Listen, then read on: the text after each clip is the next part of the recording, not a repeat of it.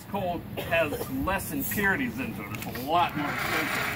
And the only thing this is doing is blowing air up through there, just getting it hotter and hotter. You guys could use charcoal that you use just like in a for your cook hot dogs with.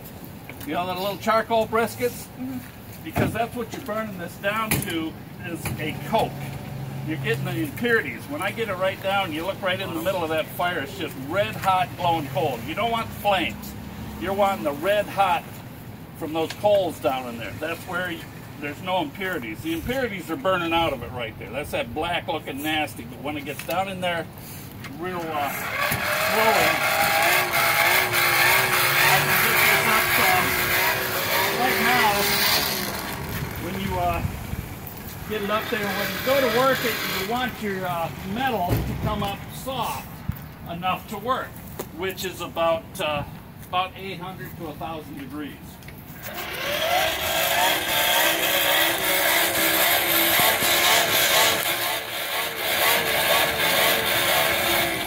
Well, you can get it right up there good and hot. See, I can move that around real easy. It's soft like that because you're changing the property of the metal as you get it hotter and hotter like that.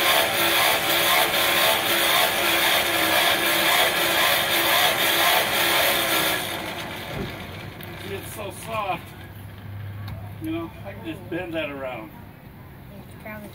You know, just one finger. That's how easy I can move that around. You take another piece that's not, Kyle, and it's like, I can't move it. So you have to get it up there, the temperatures, so those molecules are just a moving in there. When you get it moving like that, then you can shape it, you can change it, you can do anything you want.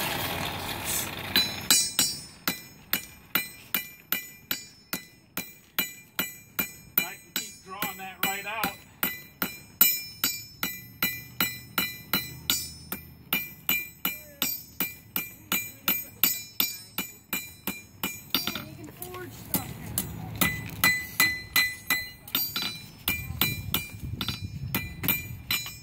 And you can just keep working it.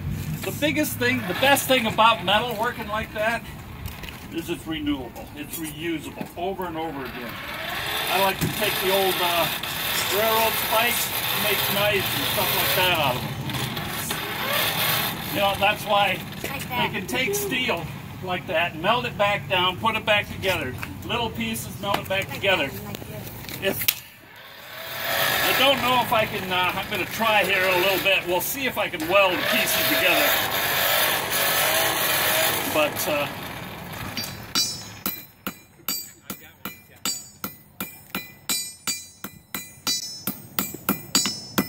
can you guys tell me why it's easier to work it when it's hot? What's happening? Because it's more malleable. Yeah, why? The heat separates the molecules just enough.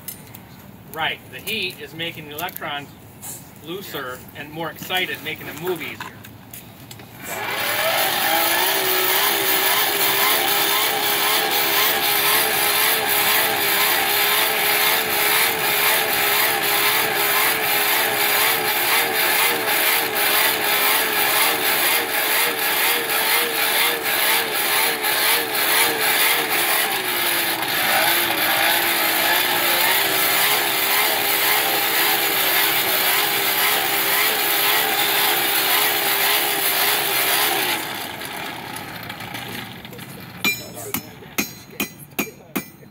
watch yourself, guys.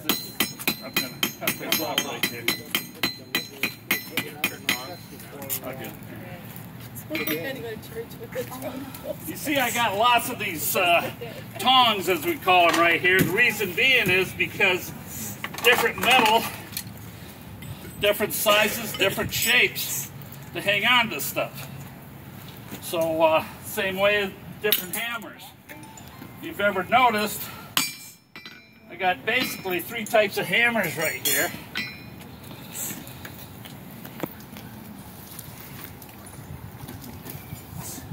That's a straight peen. That's a cross peen. And then that's a regular flat. That's the kind of the three main ones you use. Just because if you're hitting on something, you want a different shape, different move instead of trying to move your hand around. Your hand's going to get tired. You got to be able to work your hand in a certain position.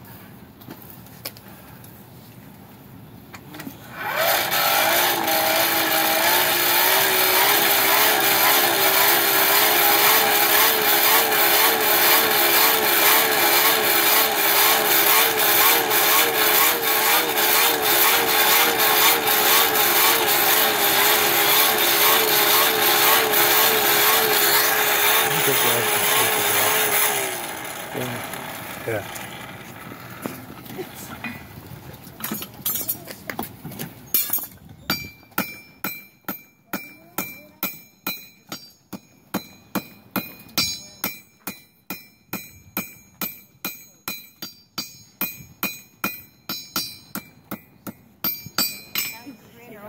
Now, why do you hit the anvil occasionally with your hammer?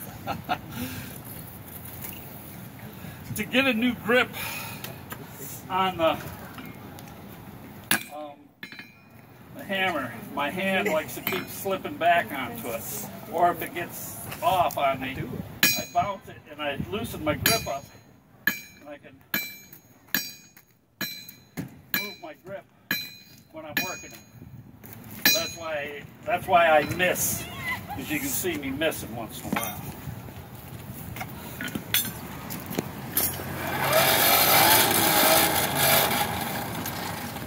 $20.40. When you get a bigger Ford going with a great big blower, I can't quite get this up. I can probably get this up to about 2,000 degrees, but I probably can't get it quite up to a welding heat. But with the right proper forge, I can melt this metal right to nothing. I can burn it right up.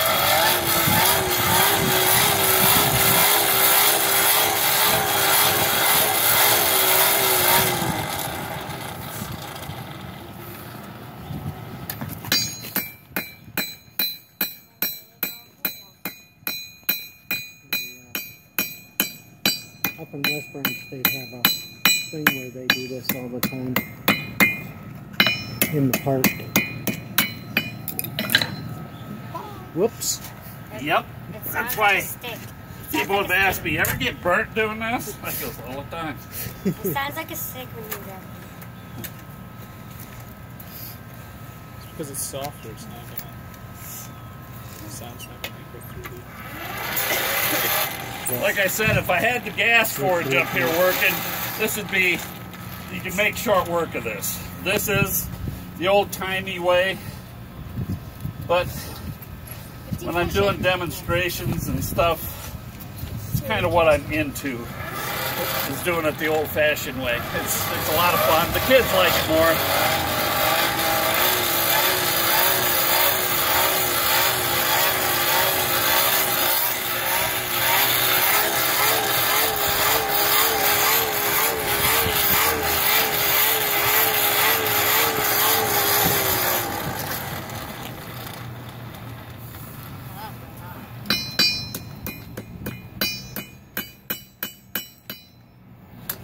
Another knife.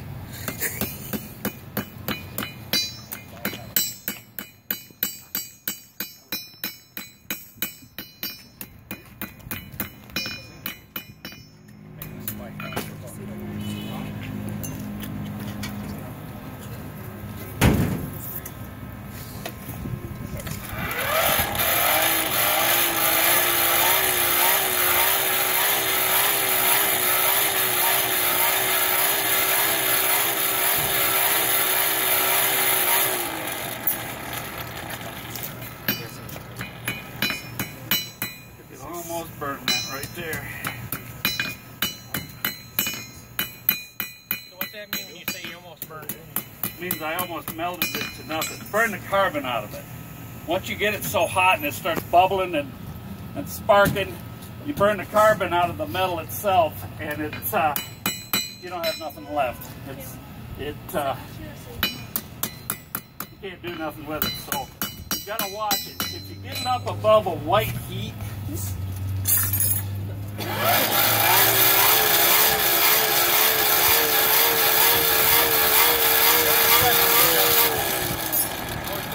Isn't heating it up and cooling it off really quick what adds carbon to it, making it stronger?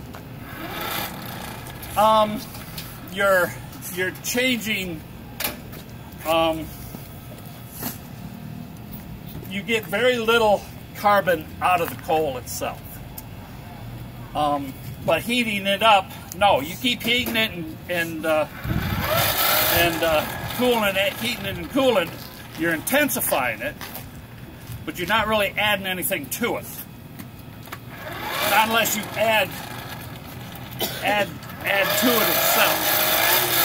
The coal, when you got glowing like that, there's nothing there that you're really adding to it, but you're intensifying it. Is that why it starts to get brittle after a while? Yes.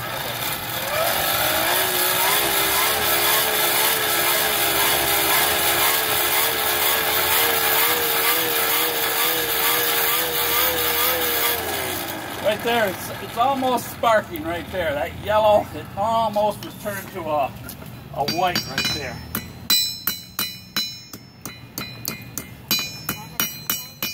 But that's getting close to about right around 2,000 degrees.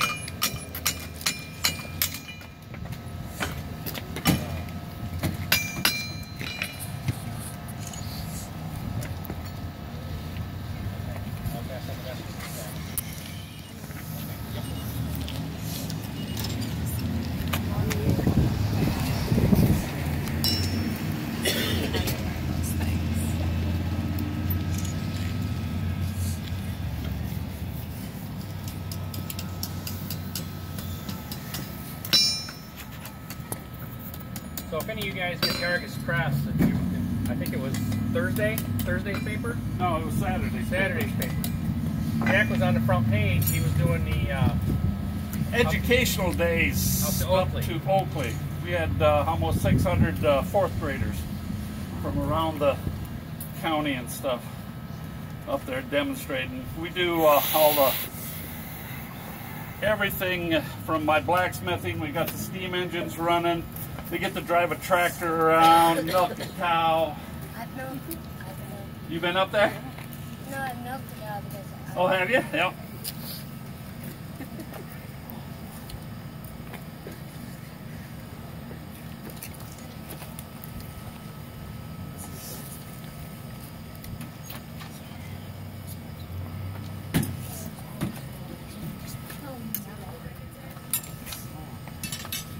appetite is my face.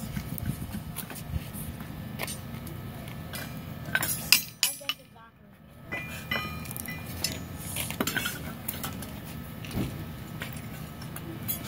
You guys see the hole in the anvil? Yeah. It's called a hardy hole, That's a hardy hole. and that's to hold different tools. And they call these hardy tools. It's just to hold different tools. Whatever you're working with, whatever you're doing, it's a tool holder. So basically, that helps you so you can work more by yourself because you don't need an assistant to hold the tool. And where there's a 4-foot piece of rail. And all these tools are pretty much custom made. I made a few of the tongs, but the rest of them I picked up and changed. I mean, when you get into anything, you can make a forge real easy. I've had guys make them out of wheel rims or brake drums. Just put a blower onto it.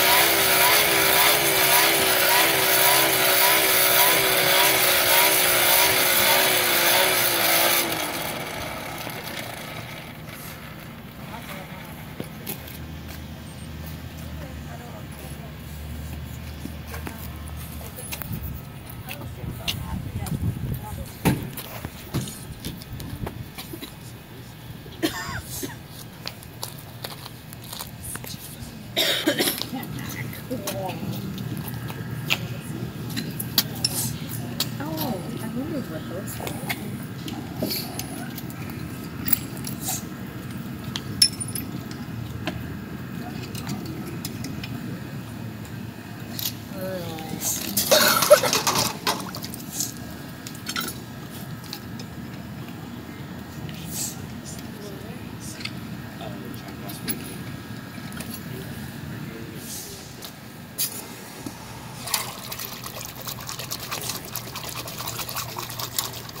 So you guys that weren't, this is what he started with, right? A piece of hexagon rod. He heated it up, cut it off the length.